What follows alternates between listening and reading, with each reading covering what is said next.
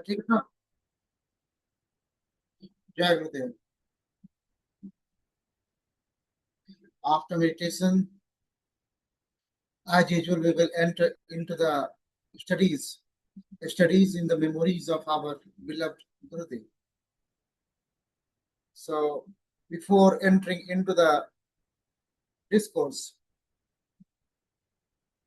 before witnessing what Gurudev has revealed, we will get into the Guru Stuti. So, let's come together. Let's both bow down in the lotus feet of Guru Parampara. अगाध संशयाम्बोधि समुतरणतारणिं वन्दे विचित्र्यार्थपदां चित्रां तां गुरुभारतीम् सदा सदा अनुग्रह निग्रह गृहीतमुनि विग्रहो भगवान् सर्वासामुपनिषदा दुर्वासा जयति वैशिकः प्रथमः त्र्यम्बका विहित संतति ताम्रपर्णीर संपाप्तिक प्रकार कांति विशेष भागः पूर्वे जयन्ति गुरुवो गुरु शास्त्र सिंधु कलोल केली कलनामल कर्णधारा जयति गुरुरेक एव श्री श्रीकण्ठो भुवि प्रथितः तत्परमूर्तिर्भगवान् महेश्वरो भूतिराजश्च श्री सोमानन्दबोध श्रीमत् उत्पल विनिश्रिताः जयन्ति संविदा आमोद संदर्भा दिक्प्रसर्पिणः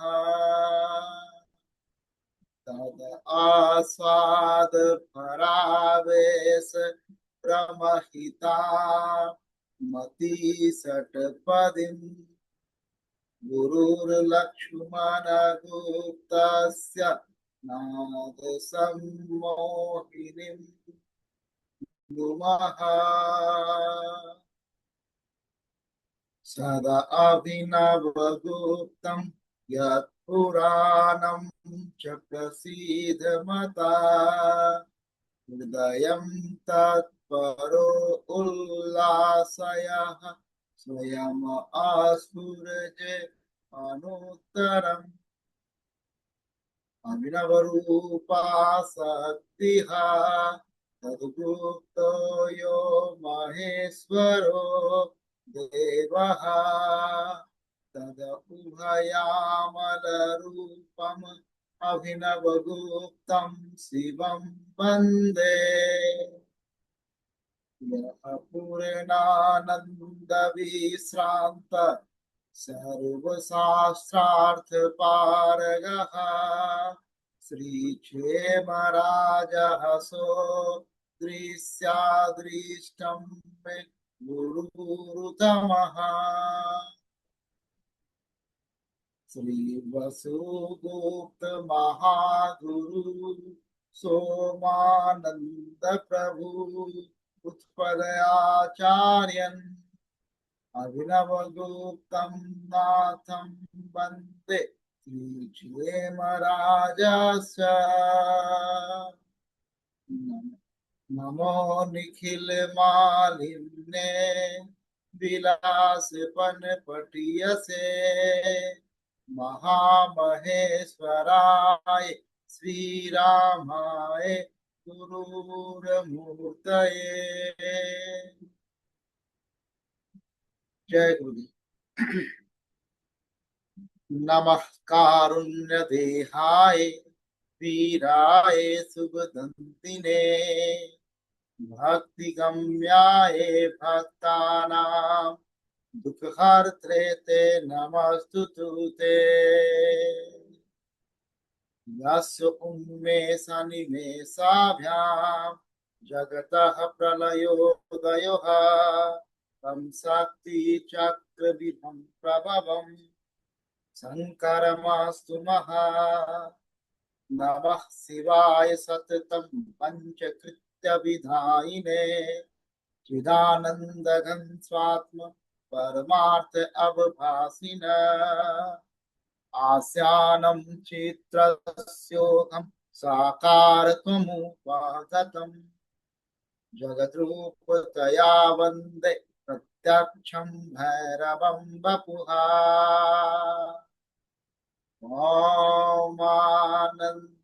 ओमानन्दसुन्दर पुरन्दर मोक्षमाल्यं मौलोहटेन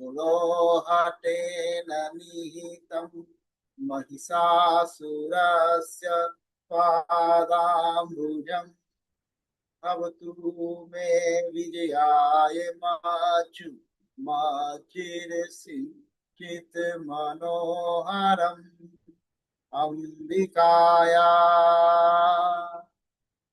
सहस्रशिरसा पुरुषपुनातु वः सहस्राक्षुर्भगवान् सहस्रपाता गले अङ्घ्रिधृणमूले नयने च निचला त्रयो अपायामि यम पुरुषा उपासते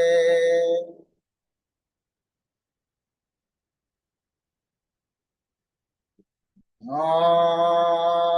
सन्नो मित्रः संवरुणः सन्नो भवते हर्यमा सन्नो इन्द्रो बृहस्पतिः सन्नो विष्णुरुक्रमः नमो ब्रह्मणे नमस्ते वायु त्वमेव प्रत्यक्षं ब्रह्म असि त्वमेव प्रत्यक्षं ब्रह्म वदिष्यामि गीतं वदिष्यामि सत्यं वदिष्यामि मा अवतु अवतारम् अवतु अवतु माम् अवतु वक्तारम् ॐ शान्ति शान्ति शान्ति जय गुरुदेव. After recitation of invocation section, what we usually do, now we will enter into the discourse, into the real discourse. So let's come. I'm just sharing my slides. So the slide is visible, I think. We are going through the first chapter, the early sources of Shaivism, revealed in the great work of GuruDev, the Tantric and philosophical aspects of Kasmir Shaivism. We have started this chapter in the last class. We've gone through the historical problem after lecture overview and touch upon the sources of studies, and then check the prehistoric background of the subject and understanding the nature of evidences of the sources of Shaivism. Then the Shiva is coming. Shiva is coming, the concept of Shiva is coming. We discussed and then started this discussion from the proto-Shiva. And today we will start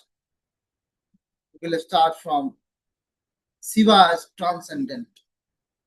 So now we are slowly moving from the historical discussion to the philosophical depth. So the idea of Shiva as transcendent means that Shiva is beyond all limitations of the world, beyond the time even, beyond the space, and beyond the causation. So question is coming, like, what does it mean for something to be beyond time? If we think about something which is beyond time, so what does this mean?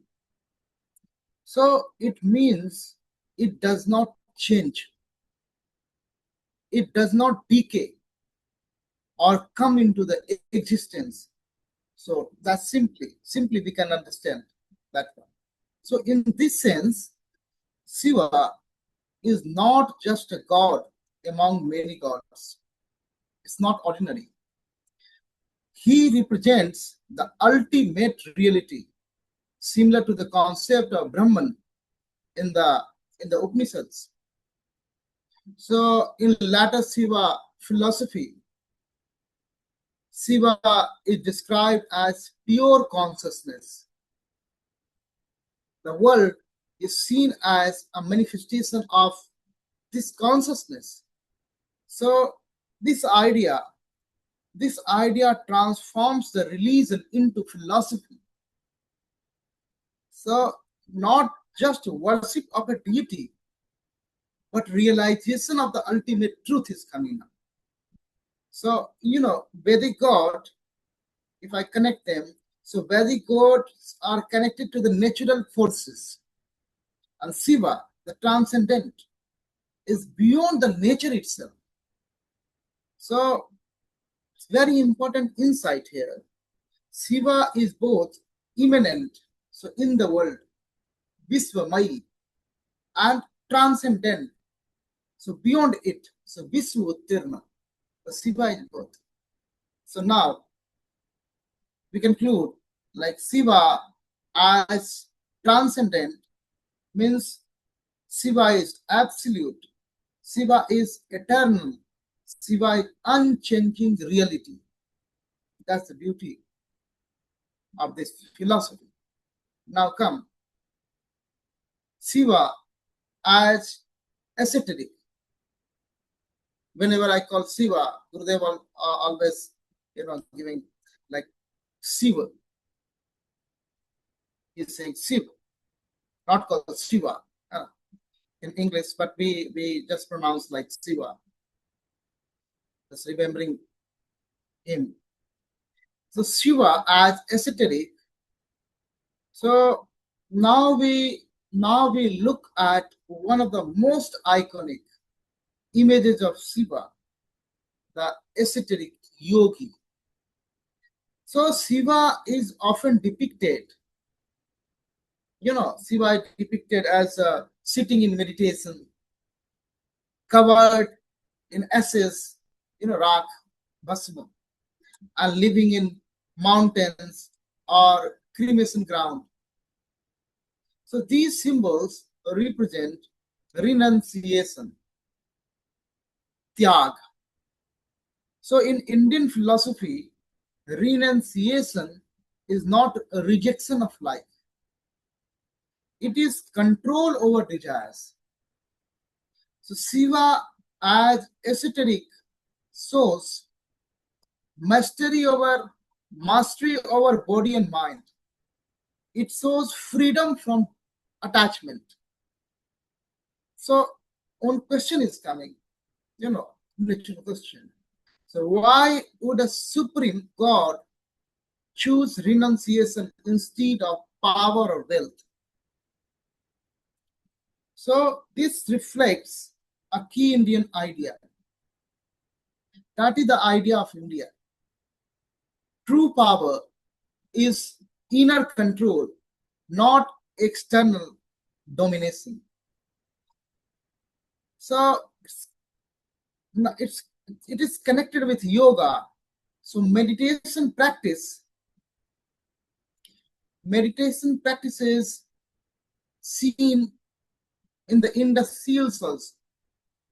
Indus Valley civilization seals. We found someone yogi in meditation. So latter systematized in the yoga philosophy. So yoga philosophy also coming, the root is here coming from the Shiva concept. So Shiva becomes ideal yogi plus teacher of yoga. That's why you call him Adi Yogi. He is the Adi Yogi. So our understanding about Shiva as esoteric is symbol of a spiritual discipline and liberation. Now come next. Shiva as terrible. Shiva as terrible also being depicted. So now we move to the contrasting aspect. Shiva as terrible or fearsome.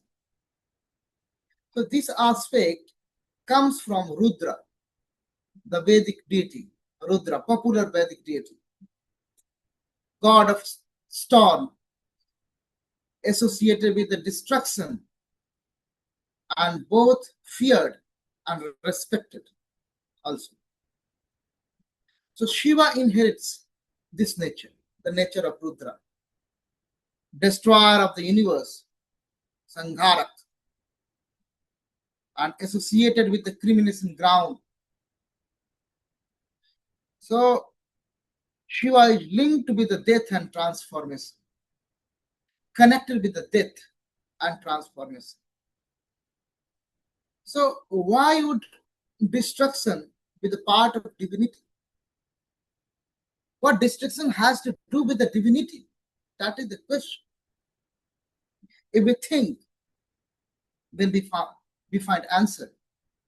In Indian philosophy, in Indian thinking, destruction is not negative. We are not thinking destruction any day negative. As an Indian mind, it is a part of a cycle. Creation, preservation, and destruction. That is the cycle. So without destruction, no renewal. Without destruction, no transformation. So destruction is also required. For example, forest fire destroys the whole forest, but it also allows new growth. So the Shiva's terrible form teaches reality includes both beauty and terror. So both beauty and terror work together. That is the teaching of the terrible form of Shiva.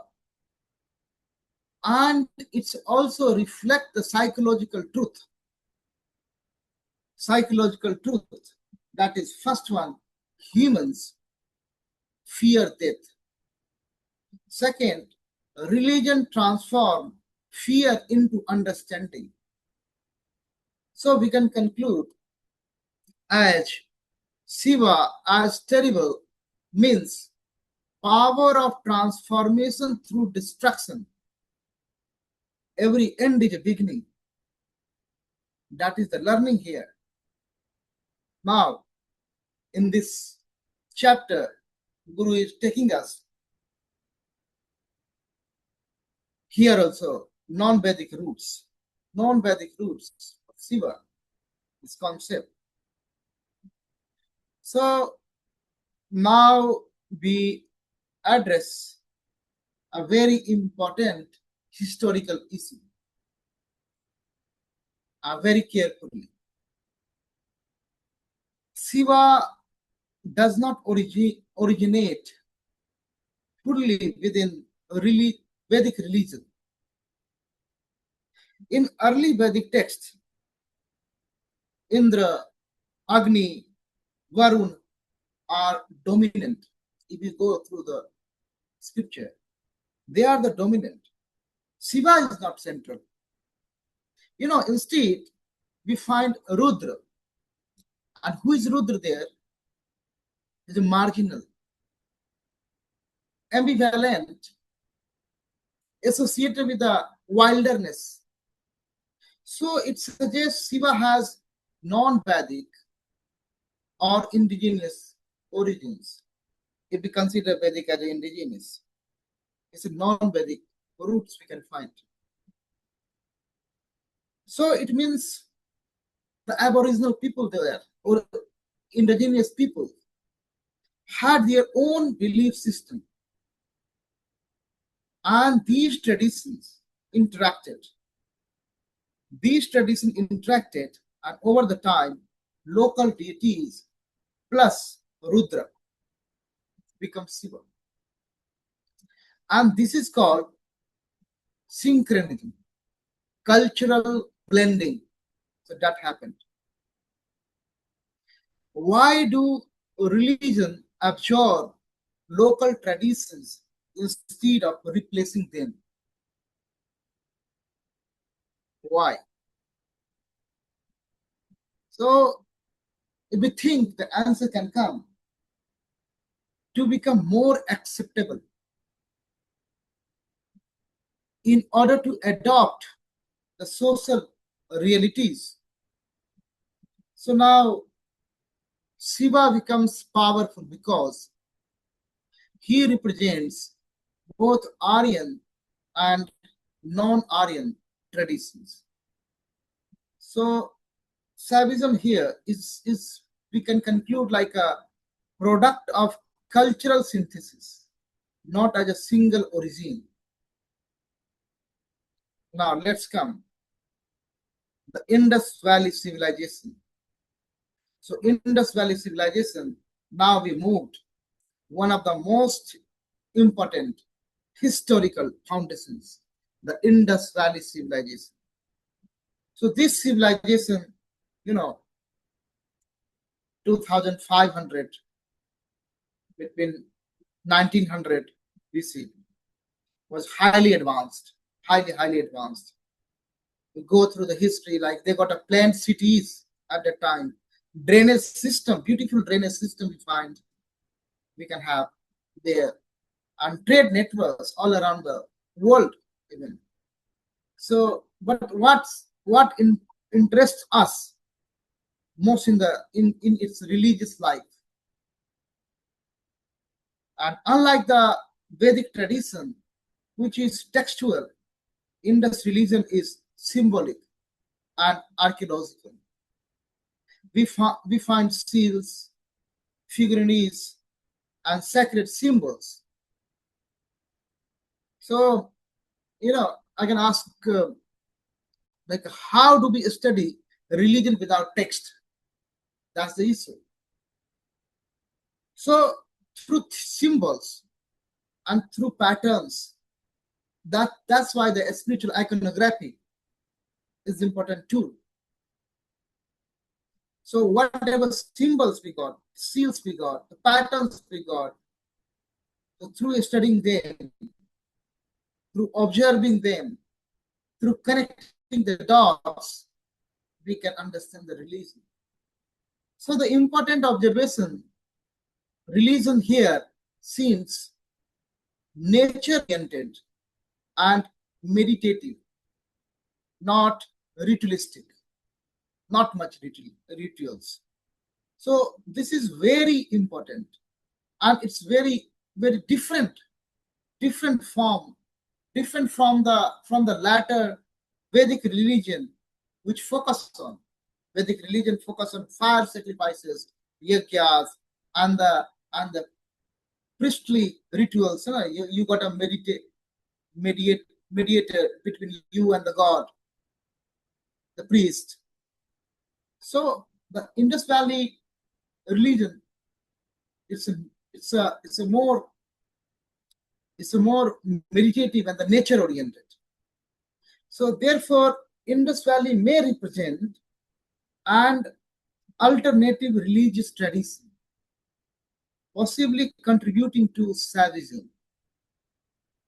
So we can conclude here, the Indus Valley civilization is a cultural and the symbolic foundation of the early Shaivism. Early Shaivism foundation we may trace here. Now come to the Proto-Shiva evidence. Proto-Shiva, the most famous evidence. Here is the Pasupati seal. Pasupati seal found at Mohenjo-daro site.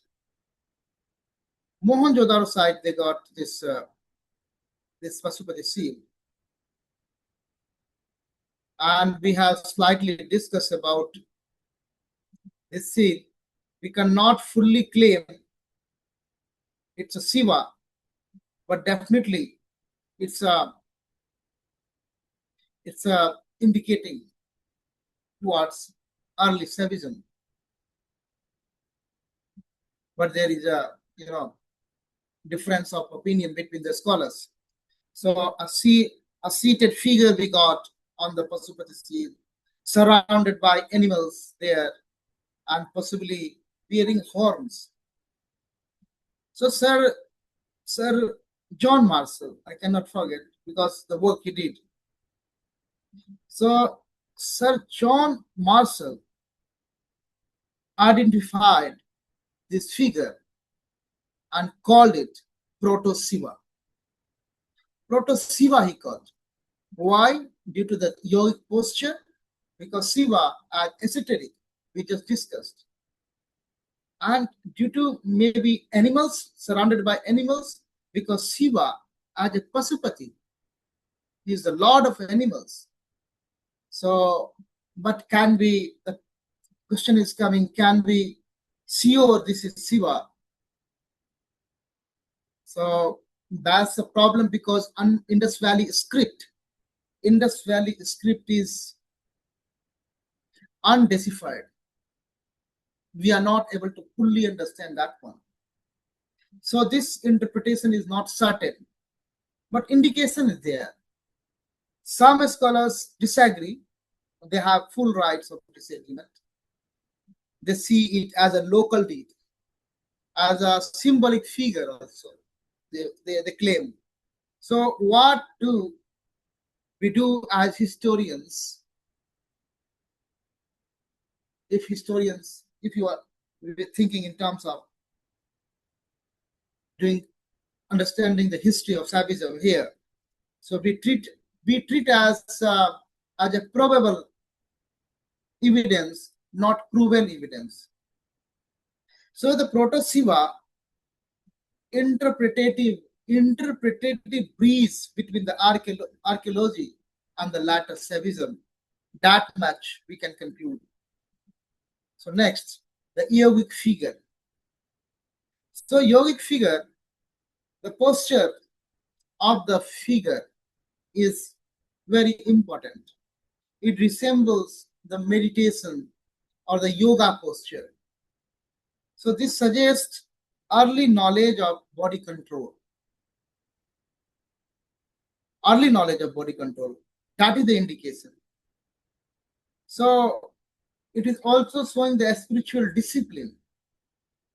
So did yoga, now time to think, did yoga begin in the Indus period? If the Proto-Siva we found in a yogic posture.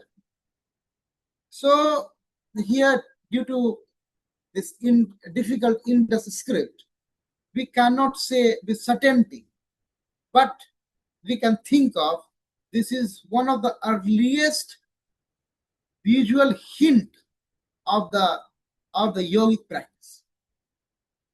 So, and it connects with the latter Siva. Proto-Siva is connecting with the latter Siva. The Siva is going to become a Mahayogi, supreme yogi.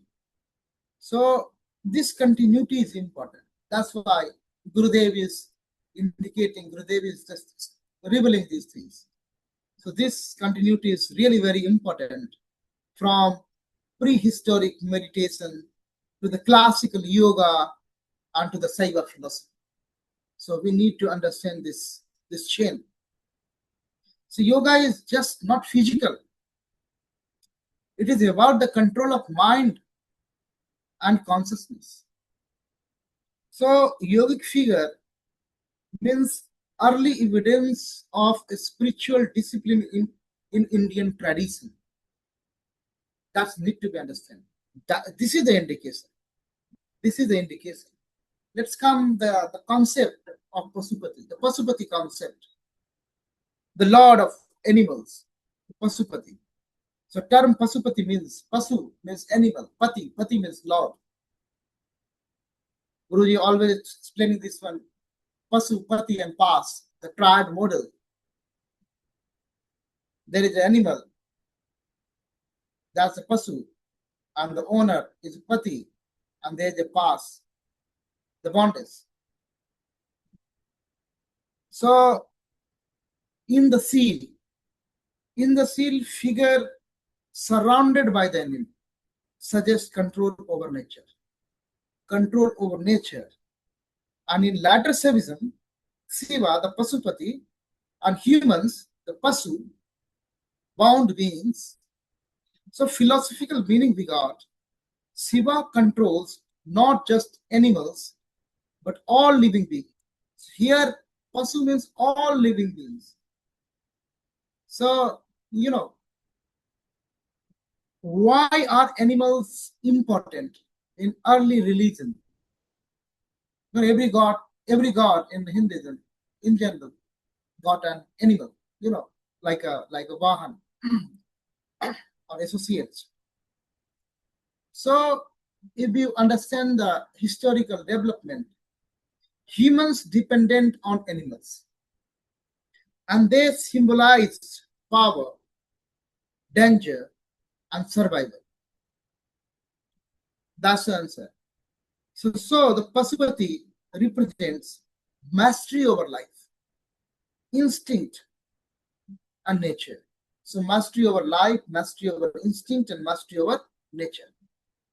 So Pasupati means here the breeze between nature worship and the philosophical Shaivism.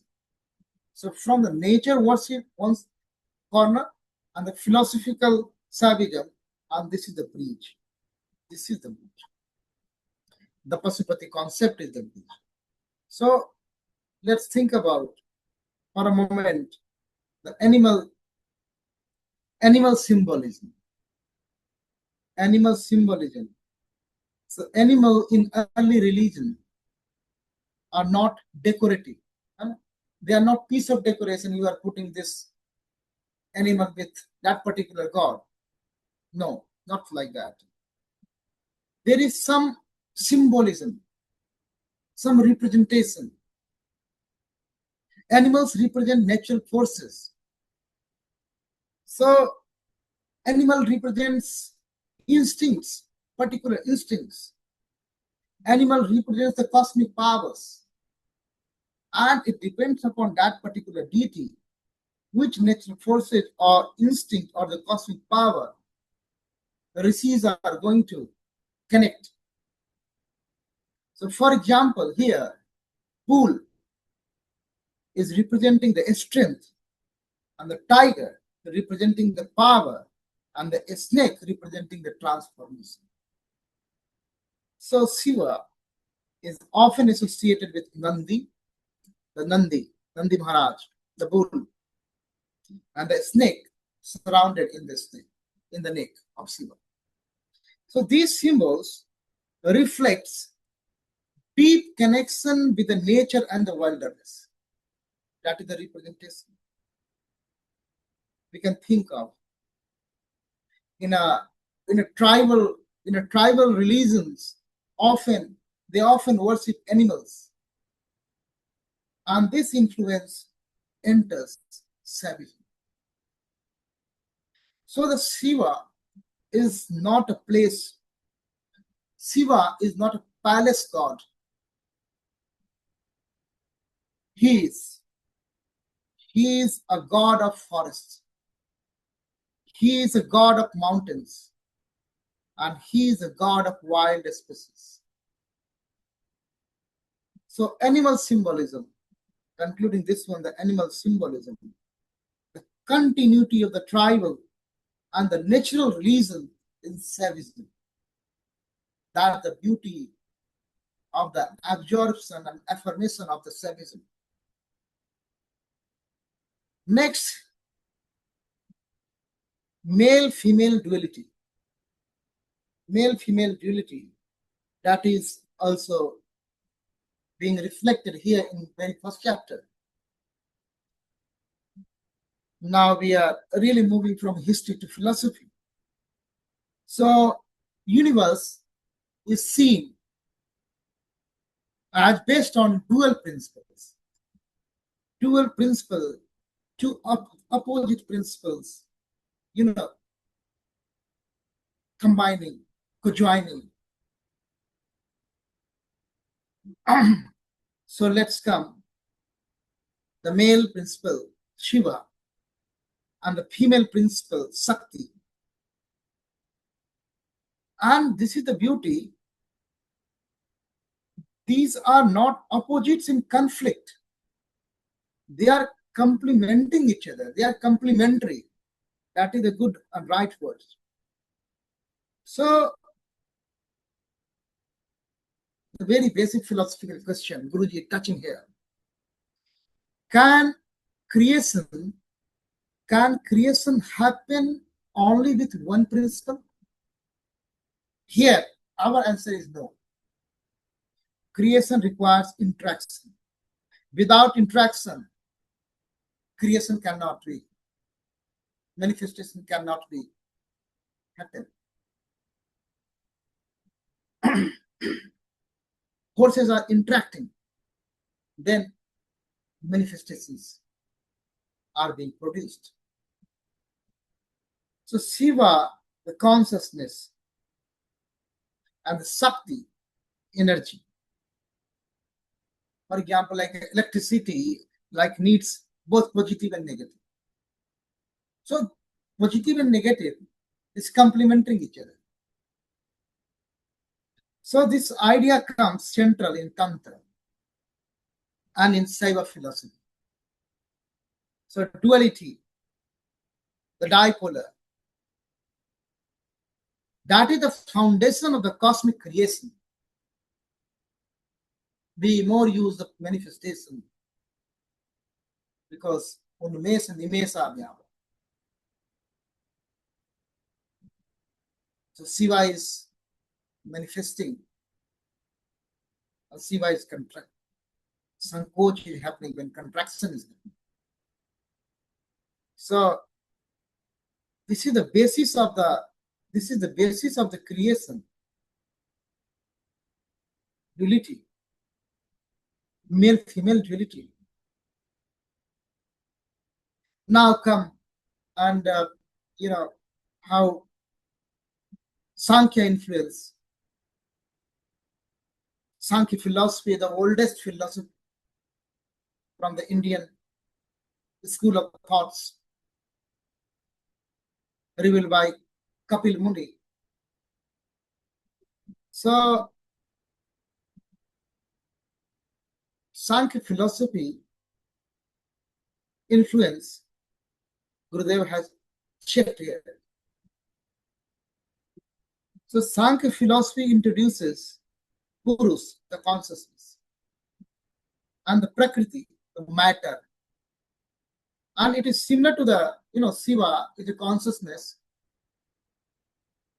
but Shakti here, the power of Shiva himself, is energy.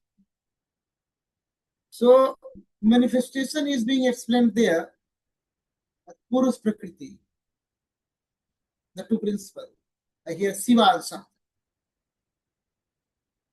But the Sankhya is dualistic, Dvait. And Shaivism adapts it, at the same time transforms it. So here the difference, in a nutshell, you can understand. Sankhya separates and the Shaivism unites. So why move from duality? Why move from duality to unity? Because the ultimate reality is seen as non-dual, Advaita. So Sankhya provides philosophical foundation for Shaiva thought.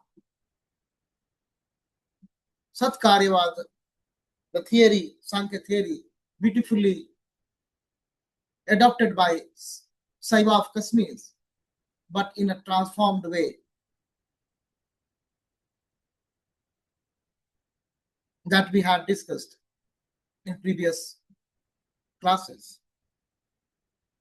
Now very quickly come to the Shiva Shakti unity, the inseparable principles. So here we reach at the central concept of Shaivism. The Shiva and Shakti are inseparable. Shiva without Shakti, inactive. And Shakti without Shiva is directionless. So together they manifest the universe. This is symbolized in Yoni Linga. You are seeing the Shiv Linga. There is a Yoni Linga we are seeing. That is the symbolism of the Shiv Shakti unity. That is the symbolism of the whole existence. That is the symbolism of everything. Nothing is beyond it, because beyond consciousness, nothing can exist. So it's not physical, but the cosmic and the metaphysical that we have to understand at that level. So this idea lead to non-dual philosophy. Here Advaita is coming. That's why GuruDev is saying it's an evolution. It's not coming like from nothing. It's an evolution. This philosophy is evolving. So the unity of Shiva and Shakti, that is the complete reality. That need to be understood. And that is the foundation of the Tantra also. Now the Tantric thought, we saw the tradition, we saw the foundation of this tradition. Now the Tantric thought, so we reach the final stage. Final stage is the Tantric development. Tantra emphasizes on symbolism, very important in Tantra. Rituals, very, very important in the Tantra. And the Shakti, the energy. So, unlike Vedic tradition, focus is on external rituals, yajnas and homas and all. Here in Tantra, here focus is on internal transformation. So the key idea, everything in the universe is sacred. Everything is Shiva. So everything is sacred in this universe. That is the main concept of the Aghor. Even body and energy are the tools. These are the tools. Tools for what? Just like Patanjali said. Tools for a spiritual realization. We got these tools, this body and the energy we have for a spiritual realization. So Tantra leads to non-dual philosophy. Everything is one reality. Tantra is shouting. Tantra is announcing. So, Shaivism evolves from prehistoric. We saw the journey. We witnessed the journey with GuruDev. Prehistoric to the Indus development we saw the Vedic interaction with the indigenous belief, the local tribal beliefs, and then the philosophical development is coming in, and the culmination is reaching up with the Tantric thought. So thank you very much for today's. We are concluding here and continue this chapter. A lot Guruji has to say. So now concluding this one with a Mahamaheshwara Acharya, Avinav Guptapada, Bhairavastava, as we do. So let's come.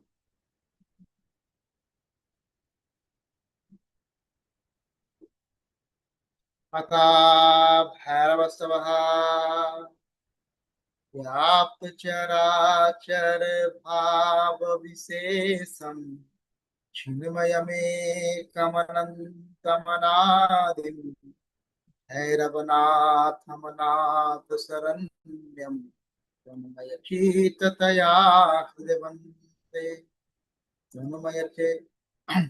तन्मयमेतदशेषमिदानीं आतिमं त्वमनुग्रहसात्या त्वं च महेश सदैव ममात्मा स्वात्मयं मम तेन समस्तम् स्वात्मनि विस्पृगति त्वयि नाथे तेन न संसृतिभीति कथास्ति सतस्वपि दुर्धर दुःख विमोहा विद्याय सुकर्म गणेषु अंतक मां प्रतिमा दृश्यमेना क्रोध कराल तमा विनिधि शंकर सेवन चिंतन धीरो ईशन भैरव साक्षिमयोस्मि इतस्मोपोधव भवमय संभि धारित भूरित मीश्वर